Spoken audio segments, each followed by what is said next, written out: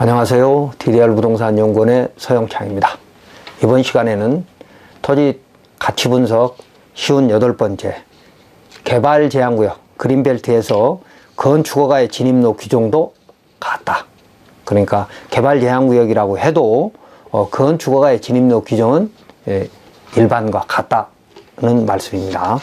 질문: 개발 제한구역의 과수원에 너비 5m의 공유재산 사용허가를 받은 진입로가 있어 그 진입로로 공공이축권으로 건축허가를 신청하였는데, 해당 과에서는 처음에는 문제가 없다고 하더니 도로과에서 완벽한 의견을 주지 않는다는 이유로 건축법 도로가 아니므로 공유재산 사용허가를 받은 그 진입로는 건축법 도로가 아니라는 이유로 반려하려는 것입니다. 해결책은 무엇인가요? 답변: 개발 제한구역은 형질 변경에 대한 행위 제한이 엄격해서 법에서 정한 특별한 경우를 제외하고 건축허가를 받을 수 없습니다. 다만 공공사업으로 수용되면서 발생된 공공이축권 등에 의한 건축은 다른 법령의 제한이 없다면 가능할 것이므로 토목측량설계사무실의 도움을 받아서 다음과 같이 하나씩 검토해야 할 것입니다.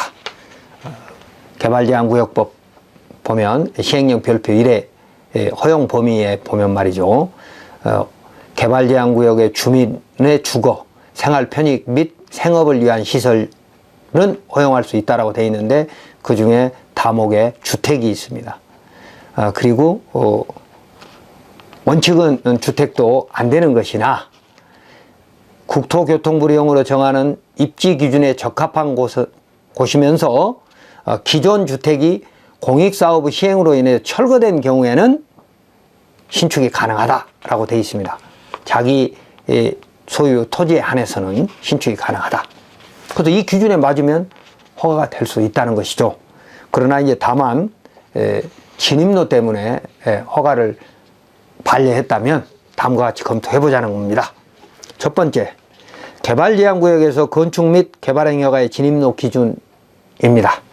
건축법 44조에 따라서 건축물이 있는 대지의 진입로는 도로에 건축법 도로에 2m 이상 접해야 합니다. 이걸 대지와 도로의 관계라고 하면서 접도문이라고 하죠.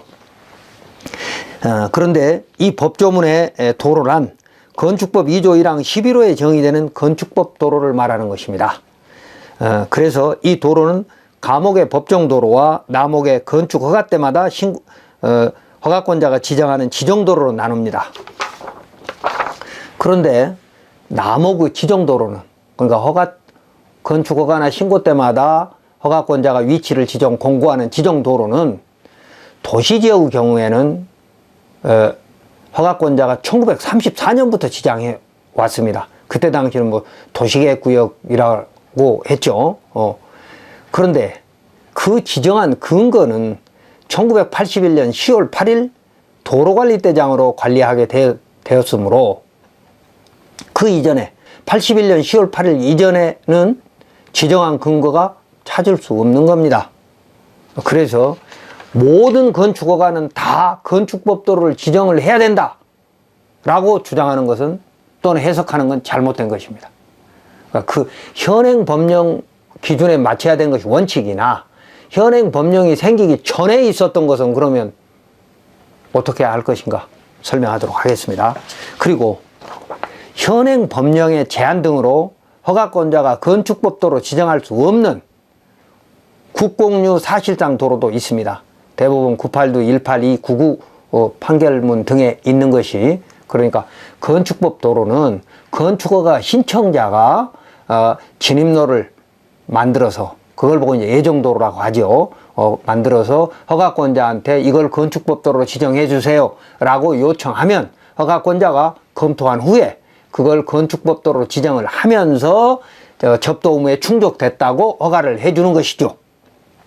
그런데 국공유 같은 경우에는 사용승낙, 사용동의를 받을 필요도 없었고, 그렇기 때문에 그걸 건축법 도로로 지정하지 않고도 사실상 통행이 가능한, 그러니까 건축법 입법 취지에, 접도 의무 입법 취지에 맞는 도로라면 허가를 해주었다는 것이죠.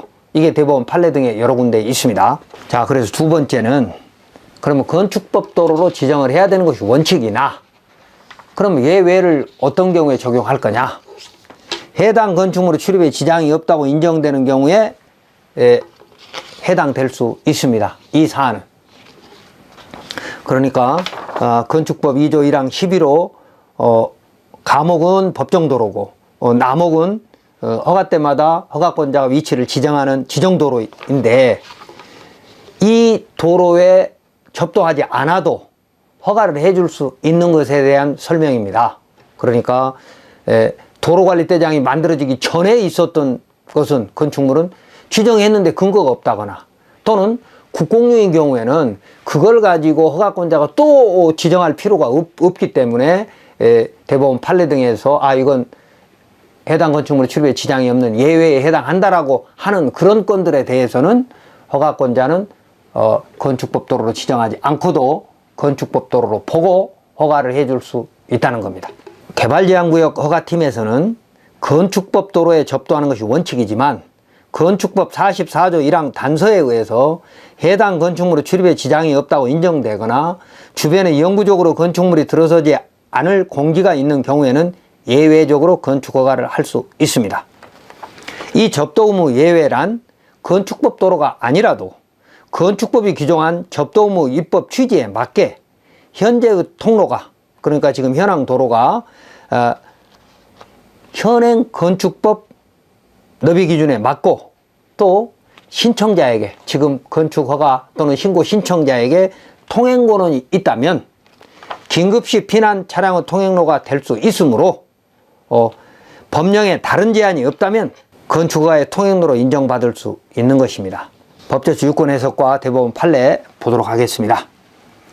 건축물의 대지는 너비 2m 이상의 도로에 접해야 하고 이러한 접도 의무를 두는 취지는 건축물 이용자로 하여금 교통상, 피난상, 방화상, 위생상 안전한 상태를 유지 보존하기 위해 건축물의 대지와 도로와의 관계를 특별히 규제하여 도로에 접하지 않는 토지에는 건축물의 건축을 하는 행위를 허용하지 않으려는 데 있으므로 그러니까 접도 의무를 두는 처지는 결국 긴급시 피난 차량의 통행로가 확보돼야 한다. 그렇지 않으면 허가를 해주지 않을 권리가 국가나 지자체한테 있다. 이 말이죠. 그런데 예외에 해당되는 것은 이제 그 대법원 판례 982, 18299, 2003, 2, 6382 등에 있으니까 제가 강의한 유튜브 다른 사례에서 공부하시거나 아니면 저희 DDR 네이버 카페에 들어오시면 이 대법원 판례들은 많이 올려놨거든요. 확인하시기 바랍니다. 다음 세 번째, 공유재산 사용 허가를 받은 토지는 너비가 4m 이상 5m 정도 되지만 통로가 그것은 허가권자가 보차 진출입에 지장이 있다고 볼 수 있습니다. 현재 과손으로 사용되고 있는 대지는 허가를 받은 그러니까 공유재산 사용 허가를 받은 너비 5m의 통로가 있는데 도시계획 시설인 4차선 도로 그러니까 앞에 접해 있는 도시계획 시설인 4차선 대로 1위에 접해 있습니다. 곧바로 접해 있진 않지만 공유지를 통해서 그렇게 접해 있죠. 그런데 이 큰 도로는 그러니까 4차선 도로는 원래 일반 4차선 도로였는데 최근에 건너편에 아파트 단지가 들어오면서 확장돼 가지고 아파트 쪽으로는 뭐 완충녹지도 생기고 보도도 생기고 여러 가지 이 시설들이 제대로 됐죠. 그래서 이제 반대로 지금 개발제한구역 쪽 내 토지 쪽에는 그런 4차선 도로를 만들면서 여러 가지 통로를 정비하게 됐습니다. 그래도 개발제한구역 팀에서는 대로에 자동차 통행에 지장을 주는 건축 허가를 해주기는 쉽지 않을 것입니다. 그래서 이 도로를 관리하는 도로과의 동의, 즉 협의가 필요할 것입니다. 그러나 도로과도 현재의 통로가 법정 도로도 아니고 또 추후 완충녹지 등으로 도시관리계획이 변경될 수 있으므로 현재 공유재산 사용허가 이외에 공식적인 의견을 내기 어려울 것입니다. 그림을 보면 가운데 부분에 왼쪽에서 오른쪽으로 4차선 도로가 이번에 확장이 되면서 그 아랫부분에 있는 땅이 이제 내 과수원인데 이 과수원으로 통로를 공유된 사용허가를 받았습니다.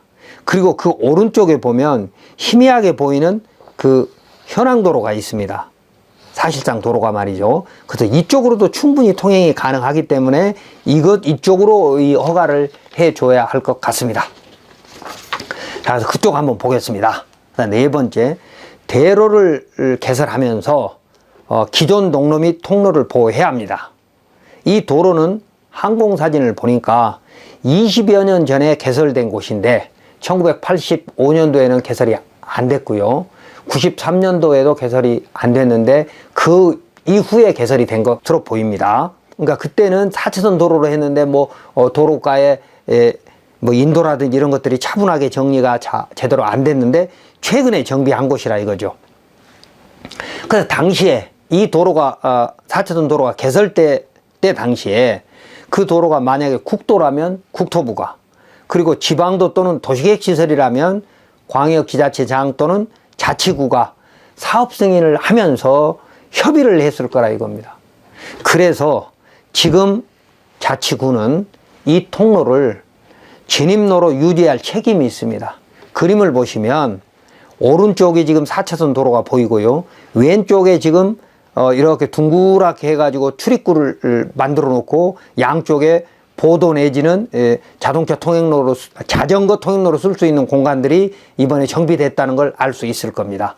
노랗게 동그라미 쳐져 있는 부분이 이번에 이축하려고 하는 대지 임무인데, 자, 이 대지에서 이 4차선 도로, 큰 도로로 연결되는 부분을 지자체가 둥그렇게 진출입로를 만들어 놨습니다. 이 만들어 놓은 이유가 뭐냐면, 당시 4차선 도로, 그러니까 20년 전에 4차선 도로를 만들고 최근에 아파트 단지가 들어오면서 또 변경하는 사업 시행자는 사업 인정 고시 후에 사유재산권을 수용할 권리는 있지만 기존의 농로 또는 기존의 통로를 보호해야 될 책임이 헌법 23조 3항에 의해 있습니다. 그게 정당한 보상 중에 포함되는 것이고요. 예를 들면 지목이 대인 토지가 있었는데 4차선 도로로 해서 통행로가 없어졌다 그러면 이면도로를 개설해 줄 책임이 있습니다.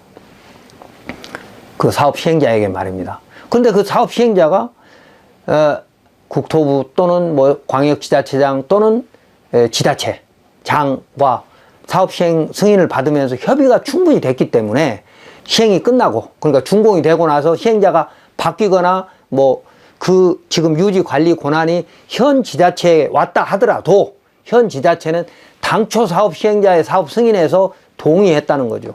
협의했다는 거죠. 그러니까 기존의 통로나 또 농로를 유지할 책임이 있다 그 말입니다. 그런데 이 개발제한구역 안에는 건축물이 있다면 다행이지만 건축물이 없는 토지가 있다 하더라도 이 4차선 도로가 개설되면서 통로가 없는, 그러니까 그 안에 농지들이 통로가 없는 맹지가 되지 않도록 여러 곳에 통행로를 설치할 의무가 있었던 것이고, 그때 지자체장은 동의했다는 것입니다. 그래서 지금 건축법 기준에 맞는 통행로가 있다면, 영구적으로 사용할 통행로가 있다면 그걸 해당 건축물의 출입에 지장이 없는 도로로 봐야 한다는 겁니다. 그래서 건축법 도로가 될 수 있는 겁니다. 그림을 다시 보시면 오른쪽에 4차선 도로가 있고 왼쪽에 그 둥그렇게 진출입을 자유롭게 할 수 있도록 공간을, 너비 5m 공간을 지자체가 만들어 준 거죠. 당시 사업 시행자가. 이건 그래서 건축물 출입에 지장이 전혀 없으니까 이걸로 건축 허가를 해주면 된다 이겁니다. 다음에 이제 5번째. 지금 금방 봤던 그림에 지자체가 만들어준, 둥그렇게 만들어준 그 진입로의 지목은 뭐냐? 국어입니다. 그런데 그 국어가 20년 전부터 말라가지고 사실상 도로로 이용해 오고 있는 것이죠. 자, 그래서 국어가 말라서 도로가 된 곳은 겸용허가를 받으면 됩니다. 소유자가 국가이라면 국유재산 사용허가를 받을 수도 있고, 또 공유재산이라면 공유재산 사용허가도 받을 수도 있지만, 공유수면이라면, 물은 이제 크게 공유수면이고, 뭐 하천법에 의한 뭐 국어 뭐 이런 것들에 서 나눠지기도 합니다만, 그래서 공유수면 점용허가를 받을 수도 있고요. 그래서 내가 지금 신청하려고 하는 대지의 오른쪽에 보면 4차선 도로 사업을 시행하면서 진입로를 5m 너비로 확장 포장해놓은 연결로가 있습니다. 이걸로 사용하면 된다 이거죠. 그리고 이 연결로는 도로법이 준용된다 하더라도, 도시계획시설은 도로법 도로에 준용되니까 말이죠. 준용된다 하더라도 도시지역에서는 도로와 다른 시설을 연결해 가는 규칙 제5조 등의 제한이 적용되지 않습니다. 그 이유는 속도가 뭐 50km라든지 40km라든지 제한이 낮아서, 또 이렇게 진출입하는 차량 때문에 도로 통행에 방해가 되거나 사고가 날 확률이 작기 때문에 도시지역은 허용된다 이겁니다. 그래서 제한이 적용되지 않고, 더군다나 이 4차선 도로가 만들어지기 전부터 있었던 통로라면 이 법조문조차도 도로법이라든지 아니면 규칙에도 해당되지 않는 겁니다.